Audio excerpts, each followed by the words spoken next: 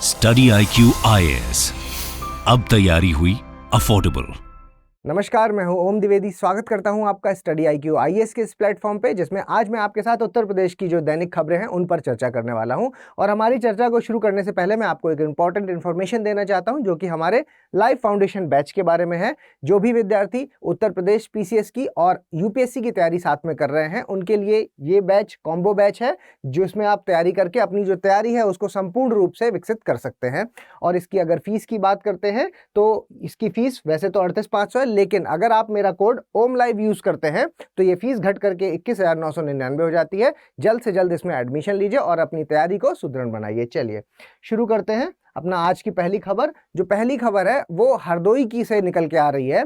ये जगह आपको याद रखनी है, क्योंकि जो UP PCS में क्वेश्चन आएगा वो यही पूछेंगे कि ये जो अभिनीत मौर्य हैं, जिन्होंने अभी जो केदारकंठ पीक में चढ़ाई करके 3 घंटे में वहां पहुंच गए हैं, उनके लिए ये किस जिले से है, तो आपको टिक लगाना होगा हरदोई में। तो ठीक रहे हैं, देख रहे हैं आप। तो ये चीज है आपको याद में रखनी है कि नाम है इनका अभिनीत मौर्य और हैं ये हरदोई के रहने वाले, ठीक है। और ये आप देख पा रहे हैं केदारकंठ पीक है, जहां पर ये 3 घंटे में पहुंच के इन्होंने रिकॉर्ड बना दिया है, ठीक है। चलिए अपनी अगली खबर की ओर चलते हैं। अगली खबर हमारी लखनऊ से आ रही है। देखिए लखनऊ का जो वाटर क्राइसिस है, वाटर लेवल है, वो बहुत नीचे जा रहा है। अब क्योंकि पानी का स्तर इतना नीचे जा रहा है तो स्टेट की जो कैपिटल है उसमें तरह तरह की समस्याएं आ रही हैं, ठीक है। तो ये एक बड़ी मतलब चिंता वाली बात है। तो अगर हम इस खबर में आगे पढ़े तो देखिए वाटर लेवल है जो वो गोमती नदी की अगर हम बात करते हैं तो कितना नीचे चला गया, 1.4 फीट नीचे चला गया है नॉर्मल से, ठीक है।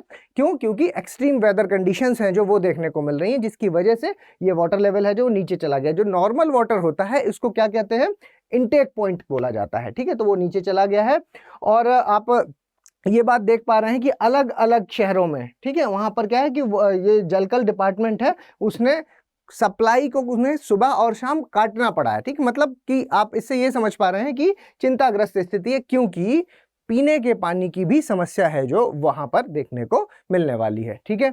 चलिए आगे देखते हैं उसका रीजन क्या बताया जा रहा है। अगर हम इसका रीजन बताएं तो जो ये नदी है ये आपकी गोमत ताल से, फैक्ट याद रखना है आपको, पीलीभीत में गोमत ताल, ठीक, क्वेश्चन है डायरेक्ट, पीलीभीत में से गोमत ताल से निकलती है आपकी गोमती नदी। और ये ग्राउंड वाटर फेड रिवर है, मतलब जो इसका जो ग्राउंड वाटर है, जो आपका वाटर टेबल है, ठीक है, उसका ऊपर होना इसमें जरूरी, क्योंकि इसमें क्या है, यहाँ से पानी है जो आप डायरेक्टली रेन वाटर जो है उसको उससे ये नदी है जो ये एनरिच होती है, ठीक है। तो इस बात का आपको इसमें ध्यान रखना है। इसके अलावा no winter rain this year, ठीक, एक तो इस साल कुछ भी वो मतलब पानी की ओवरऑल कमी के कारण बताए जा रहे हैं कि क्या क्या इसमें कारण है। तो कोई विंटर रेन्स नहीं हुई, एक चीज। उसके अलावा एक्सट्रीमली हॉट फेब्रुअरी, ठीक है, जो फरवरी का मंथ था वो काफी रहा। ओवरऑल मैं आपको जो बात बोल चुका हूँ कि गर्म रहा और बारिश नहीं हुई, ये सारी चीजें क्या एक्सट्रीम वेदर कंडीशन, जो जिस मंथ में होना चाहिए वो वहां ना होकर के आगे पीछे हो। तो कहने का मतलब कि क्लाइमेट में जो बदलाव आ रहा है उससे जो गोमती नगर नदी है उसमें संकट सामने देखने को मिल रहा है, और संकट के कारण वहां का जो वाटर लेवल है वो नीचे जा रहा है, जिसकी वजह से शहर में अलग अलग तरह की परेशानियां का सामना करना पड़ रहा है वहां के लोगों को, ठीक है।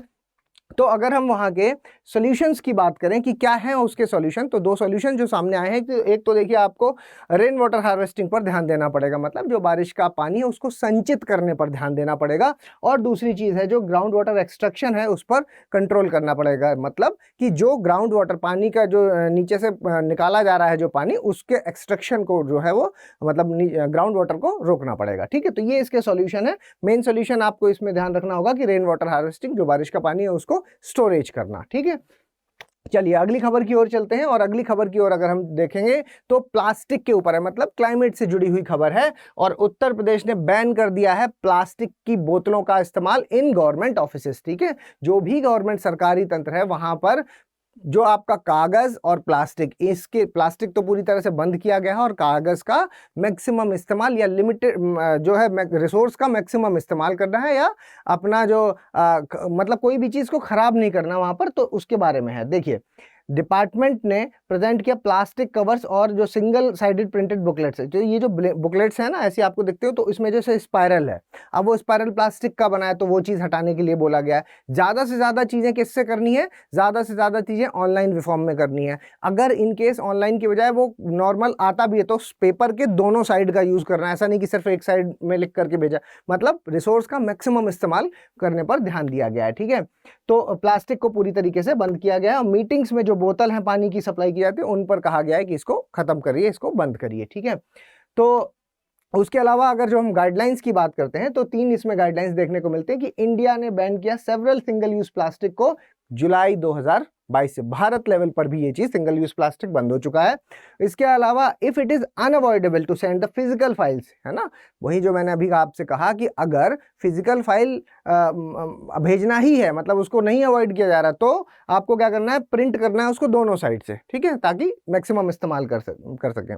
इसके अलावा तीसरा जो पॉइंट है वो है कि प्लास्टिक कवर्स और स्पाइरल बाइंडिंग्स, है ना, तो वो जो चीज़ें हैं जहाँ जहाँ भी प्लास्टिक का कवर लगाया जा रहा है फाइल पर, स्पाइरल प्लास्टिक से हो रहा है, तो वो सारी चीज़ों को बैन करना है। ये गाइडलाइंस का पार्ट है। ठीक है, इसके आगे हम अगली खबर की ओर अगर जाते हैं तो देखिए एशिया का जो सबसे बड़ा आप जकीज़ा हेल्थ केयर लिमिटेड है, जो उसने अपना जो फुटप्रिंट है वो बढ़ाया है उत्तर प्रदेश में। ठीक है, और आप इस खबर को अगर देखेंगे तो animal husbandry department of Uttar Pradesh के साथ कोलैबोरेट किया है इसने। ठीक है, किसने, जकीज़ा हेल्थ केयर लिमिटेड ने, जो एशिया की largest emergency service provider company है। ठीक है, उसने इसके साथ कोलैबोरेट किया है और ये क्या प्रोवाइड करेगी, मेडिकल हेल्पलाइंस, मतलब मेडिकल हेल्प प्रोवाइड करेगी और उसके साथ एम्बुलेंसेस हैं जो वो भी प्रोवाइड करेगी उत्तर प्रदेश में। ठीक है, they are starting veterinary service in Uttar Pradesh. Basically क्या है कि वेटनरी सर्विस के लिए ये उत्तर प्रदेश में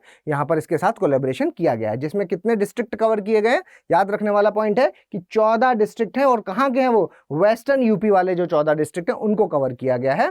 ठीक है, तो ये ओवरऑल क्या है कि वेटनरी के लिए है, ये आपको ध्यान में रखना है। 14 डिस्ट्रिक्ट उत्तर प्रदेश के जो आपके वेस्टर्न यूपी वाले पार्ट के हैं उनको कवर किया गया है इसमें। ठीक है, और इसमें क्या है, animal, birds, reptiles, domestic medical care मिलेगी किनको, डोमेस्टिक और स्ट्रीट के जो एनिमल्स वगैरह होते हैं वो उनको सबको। ठीक है, मतलब ऐसा नहीं कि सिर्फ स्ट्रीट वालों को, डोमेस्टिक वालों को भी कवर किया गया है। ठीक है, तो ये हुई आपकी खबर। ठीक है, तो अगर आपको हमारा ये वीडियो पसंद आया है तो प्लीज़ इसको लाइक, शेयर और सब्सक्राइब कर दें। और अगर आप मुझे कुछ सजेशन देना चाहते हैं तो प्लीज़ कमेंट बॉक्स में सजेशन दीजिए, और या फिर आप मुझे मेल भी कर सकते हैं om.narayan@studiiq.com पर। और ये मेरा टेलीग्राम आईडी है @omdivedi007, जिस पर आप मुझे डायरेक्टली भी मैसेज कर सकते हैं। जल्दी मिलेंगे अपने अगले वीडियो के साथ, तब तक के लिए धन्यवाद।